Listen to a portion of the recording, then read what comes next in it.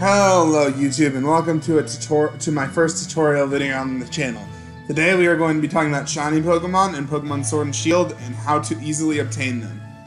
A Pokemon's base shiny rate is typically 1 in 4096, but with the shiny charm, which I will also show you how to get in this video, you increase your odds to a 1 in 1365.33 chance.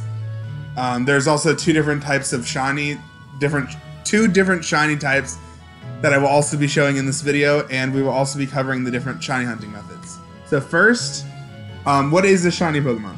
A shiny Pokemon is a Pokemon that looks different from its normal variation based on its colors. If you don't know what one is, then I'm surprised you're looking at this video. Most people, I'm assuming, know what a shiny Pokemon is by watching this video, but like, for example, if you don't know what one is, this is a regular Rillaboom, and this is a shiny Rillaboom. So in this video, I'm going to show you how to most easily get shiny Pokemon and the best way to go about everything.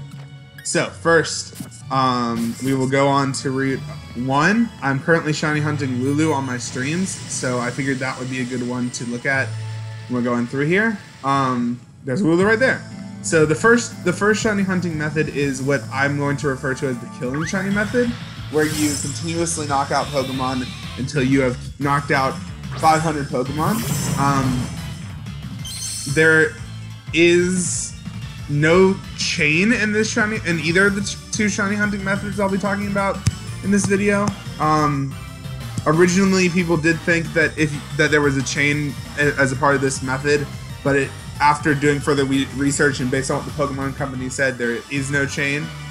But by knocking out the Pokemon this way, once you reach,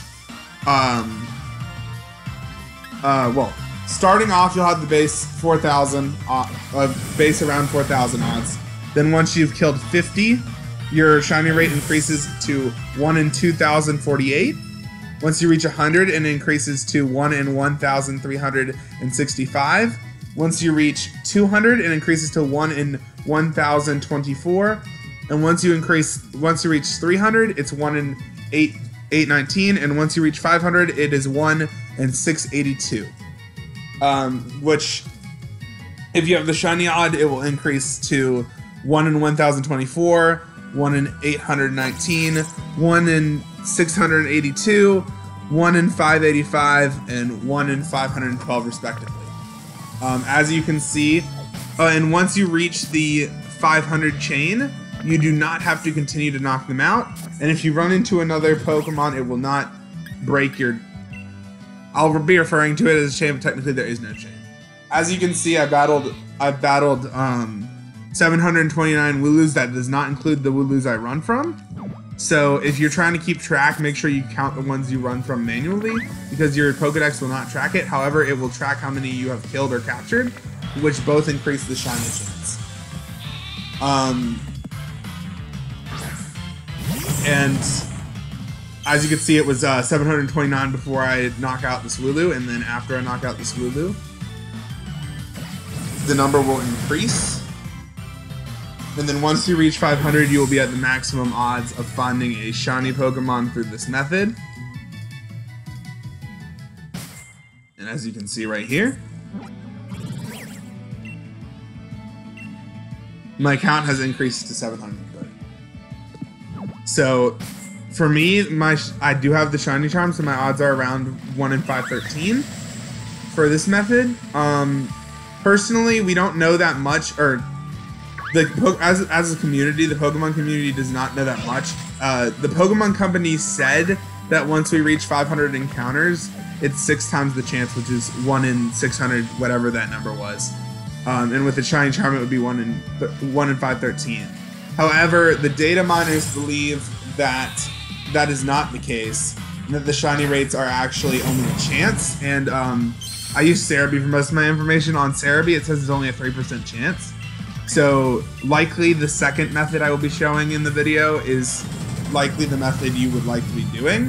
However, if you want to do the battling method and you want to kill every Pokemon, because it increases the spawning rate if you kill the Pokemon instead of running away after you hit the 500, I suggest turning your battle animations off, which you can do by going to the options and going to battle effects and turning them off. That will make it go slightly faster. I personally don't like to have my battle effects off. I think it makes the game a little bland.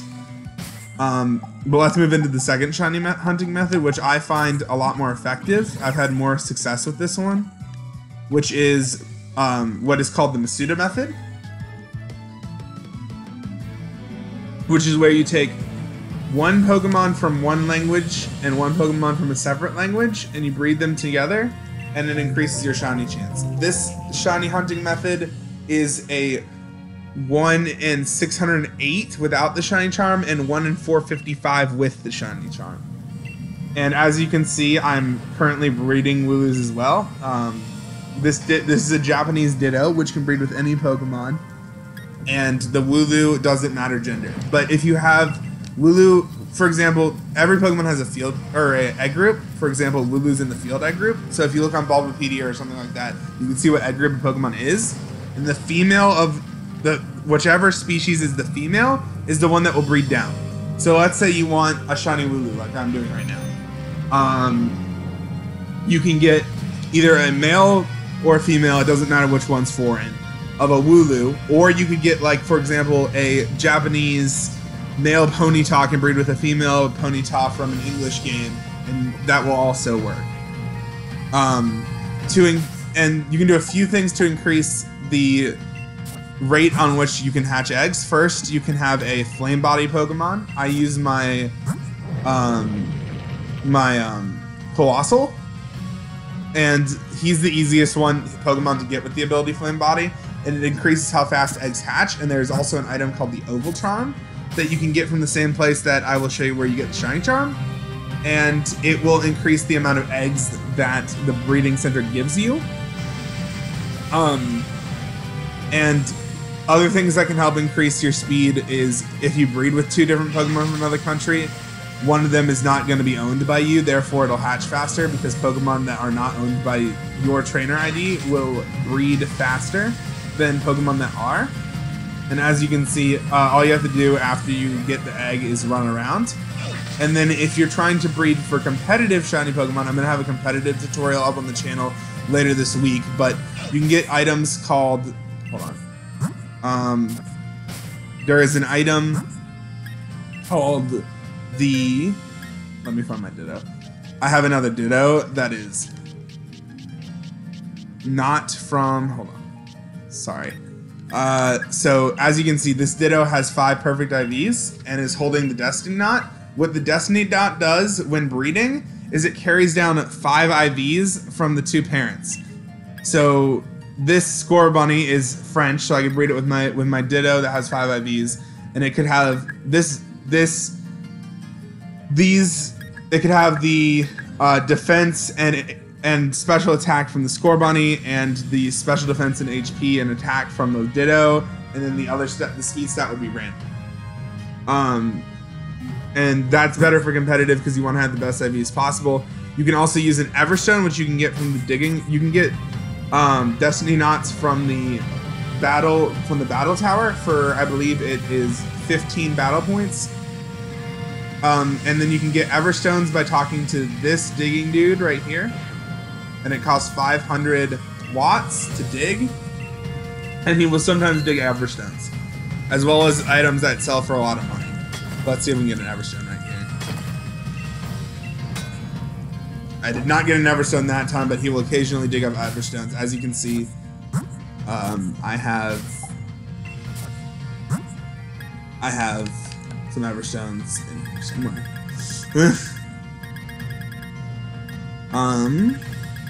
Everstones also prevent your Pokemon from evolving, so if you don't want to evolve a Pokemon, you can also use an Everstone for that. As you can see, I have 7 Everstones. You can also get an Everstone from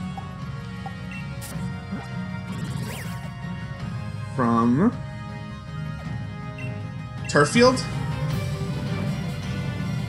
I'll show you where you can get that Everstone is over here.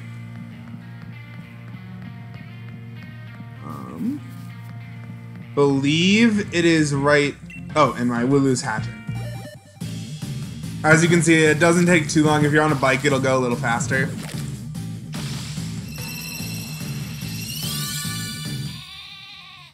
And my luck with has been very well, very good. I've hatched a ton of eggs and haven't gotten one. I believe the shiny charm is located right here, or not the shiny charm. The Everstone is located over there. And if you don't want to breed in the wild area, that's one of the 2 breeding locations. There's also a breeding location up here on Route 5. Right here where I'm breeding a Arrokuda with a Japanese Arrokuda. Now, if you want to obtain the shiny charm, you can do so by completing the Pokedex and flying to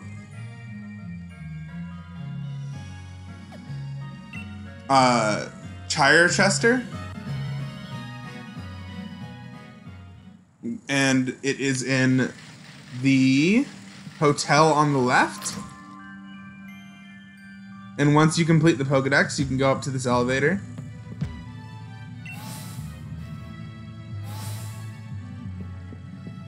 And go down to the far room. And talk to this guy right here. And he'll give you the certificate as well as the Shining Charm. This is what the certificate looks like. And then I already have the Shiny Charm, so he's not going to give it to me. And then I mentioned the Oval Charm earlier, which you can also obtain in this building, which you can get by beating this guy right here. He'll give you the Oval Charm. And he is a double battle, I believe. Yes, he's a double battle. So be prepared for a double battle when you come in here. And once you defeat him, you will get the Oval Charm. I will cut real quick right here, and then we will look at the last thing I need to show y'all, which is the different shiny variations. And here we're in a battle, and I'm gonna show off the 2 different shiny animations now. So here is the Star shiny animation, which is supposed to be the more common one, but is actually not.